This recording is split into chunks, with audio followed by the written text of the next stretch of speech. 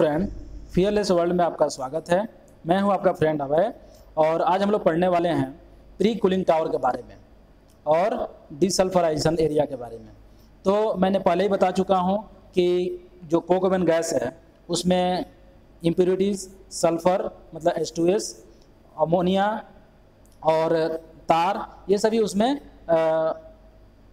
Impurities के रूप में रहते हैं। तो उसका क्लीन करना बाई प्रोडक्ट का मेन एम है। तो उसको क्लीन करने के लिए जो हमारा एग्जॉस्टर से जो गैस बाहर आता है उसका टेम्परेचर हाई हो जाता है, जबकि सल्फर रिमूव करने के लिए उसका टेम्परेचर डाउन करना बहुत ज़रूरी है। तो यहाँ पे एक प्री कूलिंग टावर लगाते हैं। प्री कूलिंग टावर में जो कि एग्जॉस्टर से जो आउटलेट गैस आता है वो 50 डिग्री टेम्परेचर पे आता है और 11 kPa पे आता है। तो उसको हम लोग कूल करते हैं यहाँ पे। तो कूल करने में हम लोग यहाँ पे जो इक्विपमेंट में यूज होता है वो है चिल्ड वाटर। तो चिल्ड वाटर जो कि 16 डिग्री टेम्परेचर से इसमें इन कराते हैं, जो कि 23 डिग्री टेम्परेचर से आउट होता है। ये चिल्ड वाटर जो है चिलर से चिल होके यहाँ पे आता है कूलिंग के लिए। तो जो कि कूल होने के बाद कोक ओवन गैस जो है वो टॉप से इंटर होता है और बॉटम से आउट होता है, यानी coke oven gas to desulphurisation area को 22 डिग्री सेंटीग्रेड पे आउट होता है। तो यहाँ पे ये हमारा परम। लेकिन इसमें क्या है कि इस गैस को वॉश भी करते हैं यहाँ पे, यानी कि यहाँ इस गैस में एक स्प्रे लिक्विड टैंक रहता है जिसमें एक पंप लगा रहता है और इस पंप से इसको कंटिन्यू सर्कुलेशन कराते हैं। सर्कुलेशन कराने से यहाँ से नेफ्थलीन बेंजीन भी रिमूव होता है। तो यहाँ पे आउट जो है ये फ्लशिंग लिकर से कभी कभी फ्लश भी करते हैं। अगर इसको सपोज अगर चौक हो गया तो ये एक्चुअली में हमेशा के लिए नहीं है। जब स्टीमिंग और फ्लशिंग करते हैं तो फ्लशिंग लिकर का इसमें यूज़ करते हैं। और जो भी यहाँ पे एक्सेस जो है हमारा यहाँ पे जो भी एक्सेस अगर लिक्विड बनता है उसको हम लोग फिर से कंडेंसेट टू डिकेंटर को भेज देते हैं, जहाँ पे फिर से वहाँ पे तार और नेफ्थलीन वगैरह सेटल होके वो तार में चला जाता है। तो ये हमारा मेन प्री कूलिंग टावर का एम है, टेम्परेचर डाउन करना और जो भी इसमें कंडेंसेट है उसको बाहर करना। तो ये जो है एग्जॉस्टर के बाद ये लगा रहता है और इसका मेन एम है कूलिंग करना। अब हम पढ़ते हैं डिसल्फराइजेशन एरिया के बारे में। ये है हमारा डिसल्फराइजेशन एरिया का एस्कीमेटिक डायग्राम। ये फ्लो डायग्राम है, कैसे काम करता है। तो डिसल्फर एरिया जैसा कि ये नेम इंडिकेट कर रहा है, डिसल्फर एरिया में सल्फर रिमूव करते हैं, या डी सल्फर यानी कि सल्फर को अलग करना। तो ये एरिया में हम एक ही चीज़ पढ़ेंगे, सल्फर को कैसे रिमूव करना है। तो मैंने पहले ही बताया कि Coke oven gas from exhauster जो कि 60 डिग्री पे आता है वो पीसीटी में कूल होता है। प्री कूलिंग टावर में कूल होने के बाद 22 डिग्री सेंटीग्रेड पे ये डिसल्फर टावर ए और में जाता है।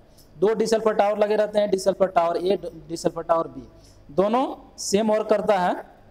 और रीजनरेशन टावर, तो ये हमारे डिसल्फर टावर में ये क्या होता है कि यहाँ भी एक पंप के थ्रू एक अमोनिया सॉल्यूशन रहता है, इसको सर्कुलेट कराते हैं जिससे कि सल्फर जो है उस वाटर में ऑब्जर्व हो जाता है, बाहर आ जाता है और यहाँ से H2S रिमूव होने के बाद वो क्लीन कोक ओवन गैस जिसमें अमोनिया तो रहता है लेकिन सल्फर बाहर आ जाता है, वो next section ammonia scrubber tower A को जाता है। मैंने इसका वीडियो पहले ही बना चुका हूँ, आप इसको देखें।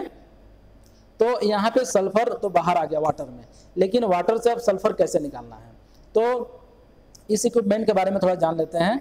ये हमारा रीजनरेशन टावर और रीजनरेशन टावर, और इसमें सर्कुलेटिंग कराने के लिए पंप लगा हुआ है, सॉल्यूशन पंप लगा रहता है और इसमें हम एयर देते हैं रीजनरेशन टावर में। ये हमारा एयर ब्लोअर है, यानी कि ये कंप्रेसर एरिया से एयर आता है।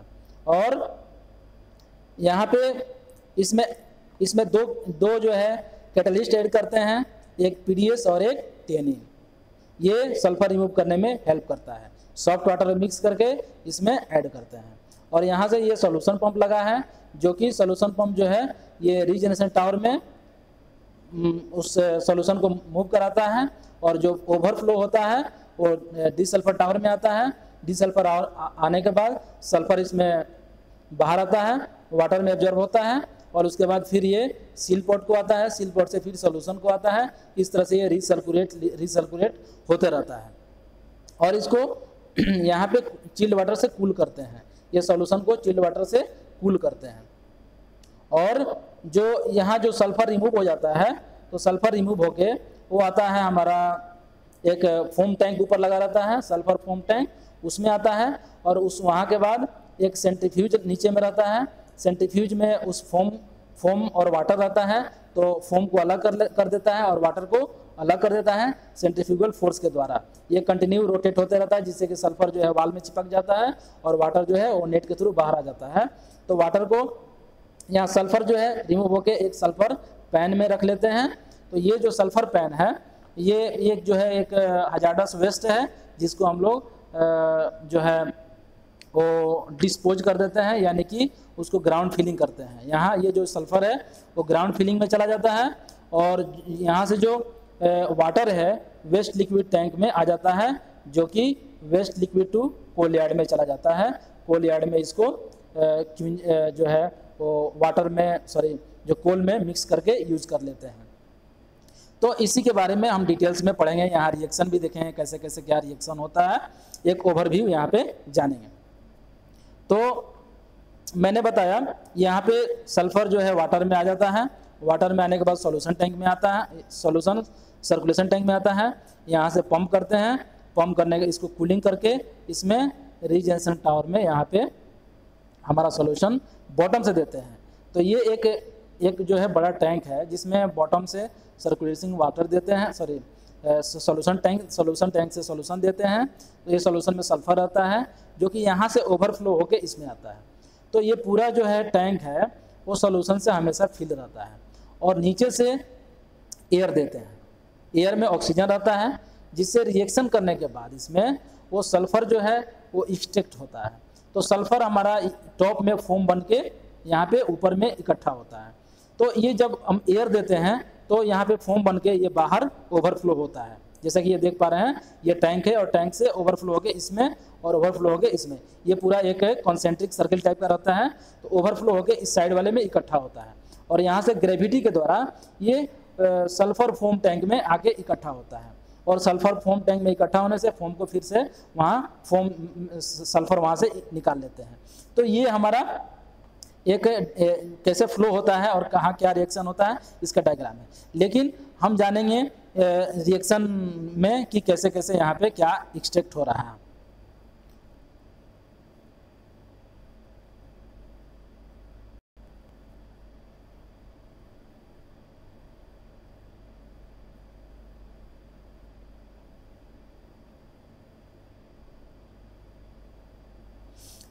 तो रिएक्शन देखते हैं डिसल्फर टावर में कैसे होता है।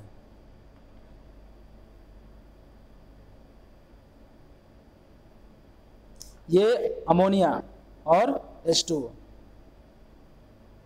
ये बनता है NH4OH और H2S प्लस NH4OH, ये NH4HS प्लस H2O और अमोनियम हाइड्रोक्साइड प्लस HCN, ये ब्रेक होता है NH4CN प्लस H2O और NH4OH CO2 NH4HCO3।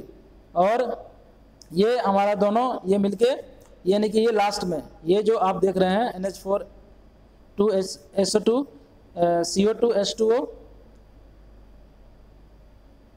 ये हमारा यहाँ पे रिएक्शन होता है। यानी कि डिसल्फर टावर में अमोनिया और वाटर मिलके NH4OH बनाता है और H2S प्लस NH4OH, ये जो NH4OH है और H2S ये दोनों मिलके इसमें कैटलिस्ट ऐड करते हैं, निकल और PDS और टेनी, इसके हेल्प से ये रिएक्शन होता है। तो H2S और NH4OH ये दोनों NH4HS और H2O अलग होता है, यानी कि हमारा यहाँ सल्फर और NH4OH और HCN मिलके NH4CN और H2O और NH4HS और ये दोनों मिलके ये रिएक्शन है। लेकिन हमारा जो सल्फर का एक्सट्रैक्ट होता है वो होता है रीजनरेशन टावर में। तो NH4HS प्लस उसमें जैसे कि मैं बताया कि उसमें एयर देते हैं बॉटम से रीजनरेशन टावर में, तो वहाँ पे उसमें से ऑक्सीजन वो उसमें रिएक्शन होता है, जिससे कि सल्फर हमारा बाहर निकलता है और NH4OH वो बाहर निकलता है। फिर NH4 2 S और उसमें ऑक्सीजन, ये देने से फिर सल्फर बाहर निकलता है और NH4OH वो अलग होता है। तो ये हमारा दोनों रिएक्शन जो यहाँ पे जो होता है उसमें सल्फर एक्सट्रैक्ट होता है, यहाँ से बाहर निकलता है इस रिएक्शन में। तो इस तरह से हम लोग सल्फर को रिमूव कर पाते हैं। तो ½ kg PDS और 1 kg टेनिन इसमें ऐड करते हैं। तो इससे ये जो है डिसल्फर टावर में ये रिएक्शन होता है। तो आई होप आप समझ गए होंगे कि यहाँ पे सल्फर कैसे रिमूव होता है। तो ये तो एक जनरल हो गया। तो अगर आपको ये इसके लगता है कोई क्वेश्चन है इसके बारे में तो कृपया कमेंट बॉक्स में करें। मैं आगे की वीडियो में इसके बारे में और एक वीडियो बनाने की अच्छा कोशिश करूँगा। और अगर ये आपको वीडियो अच्छी लगे तो दोस्तों के साथ लाइक शेयर और कमेंट करें। Thank you.